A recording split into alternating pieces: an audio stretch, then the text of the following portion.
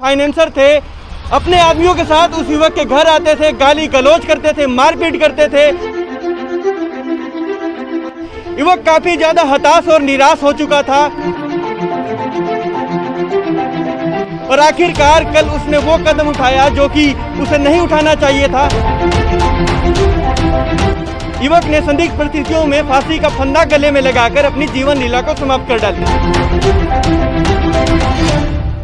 नमस्कार, हरियाणा रिपब्लिक पर आप सभी दर्शकों का स्वागत है। पानीपत में एक बार फिर से दिल दहला देने वाला मामला सामने आया है। मामला पानीपत के देशराज कॉलोनी का है, जहां पर एक युवक ने कुछ पैसे फाइनेंस पर लिए थे। जो हर मिडिल क्लास लोग हैं, अपने रोज़मर्रा के काम के लिए फाइनेंस पर पैसे ले लिया करते हैं, लेकिन फाइनेंस पर पैसे लेना उस युवक को काफ़ी महंगा पड़ गया। जी हाँ, फाइनेंस के पैसे की वजह से युवक को अपनी जान गंवानी पड़ी।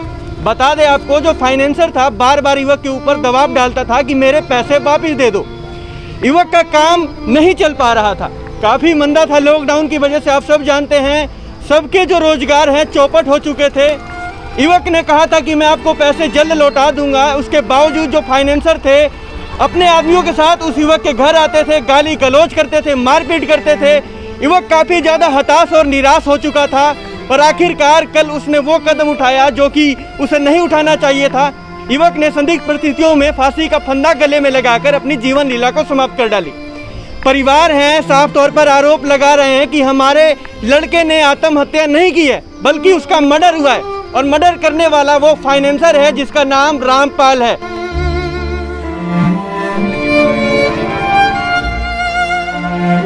हमें इंसाफ चाहिए बस। छोटे छोटे बच्चे हैं इसके दो, हम इसके खिलाफ कार्रवाई जरूर चाहिए। रामपाल के खिलाफ ये 8 जने लेकर आया था, इसने बहुत डिप्रेशन में कर दिया था हमारे बच्चे को, बहुत ज़्यादा परेशान कर रखा था। रात दिन फ़ोन करके धमकी देता था जान से मारने की, कि या तो तुम मर जा या हमारे पैसे दे दे। रामपाल कौन है? ये फाइनेंसर है। कहाँ पर रहता है? ये रहने वाला जी, इसका पता तो नहीं है, लेकिन ये सोनू इसका। इन्होंने इतना का जो हत्यारा ये फाइनेंस। हाँ, ये सारे ये किलर हैं इसके मारने वाले यही 8 के 8 लोग हैं। फाइन लोन वगैरह कराती है, हम लोग वो भी घर पे काफ़ी गाली गलौज करते थे आके। तो वो मतलब जैसे जो आप बता रहे हो कि मोनिका गुप्ता जो लोन वगैरह कराती है, तो वो मेरे ख्याल वो महिलाओं के लिए लोन करवाती है। हाँ जी, महिलाओं लोन। तो इस मामले में आशंकी का क्या रोल था? लोन किस्तें तो वही देता था ना। तो उन्होंने धमकी किसको दी थी? शंकी को या फिर उनकी मिसेज को? दोनों को ही दी थी। घर पे आके मतलब करती थी, गाली गलौज करते थे। उनके कितने पैसे थे? उनके लोन था मतलब है 40-50 हज़ार रुपये हैं उनके।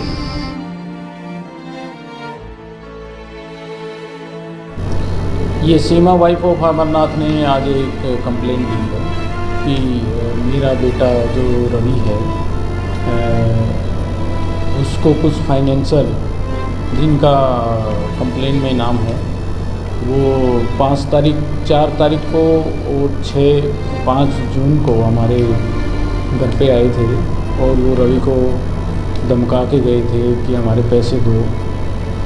और उस संबंध में उन्होंने कंप्लेंट मूव करी है और रवि ने कल दोपहर करीब 1:30-2 बजे के आसपास अपने घर में अकेला था वो, और उसने हैंगिंग कर ली थी, जिससे उसकी मौत हो गई। तो रवि की मां सीमा की तहरीर पे अभी FIR दर्ज हम कर रहे हैं और अभी पोस्टमार्टम कराया जाएगा।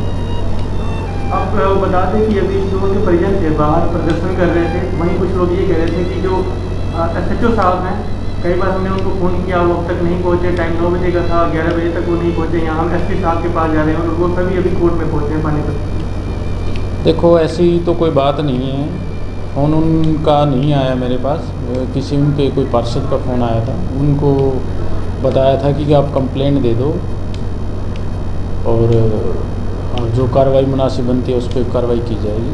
और सर, कितने लोगों के खिलाफ में पर्चा दर्ज होगा? इसमें बाय नेम 5-6 आदमी बाय नेम हैं और कुछ अन्य बता रहे हैं। तो नाम बताना चाहेंगे सर? नाम एक फाइनेंसर रामपाल, सागर, बिट्टू, विक्की, हिमांशु और पारस इनके नाम है, बाकी अन्य बताइए। आपका परिचय? मैं इंस्पेक्टर SHO महिपाल, थाना किला से बोल रहा हूँ।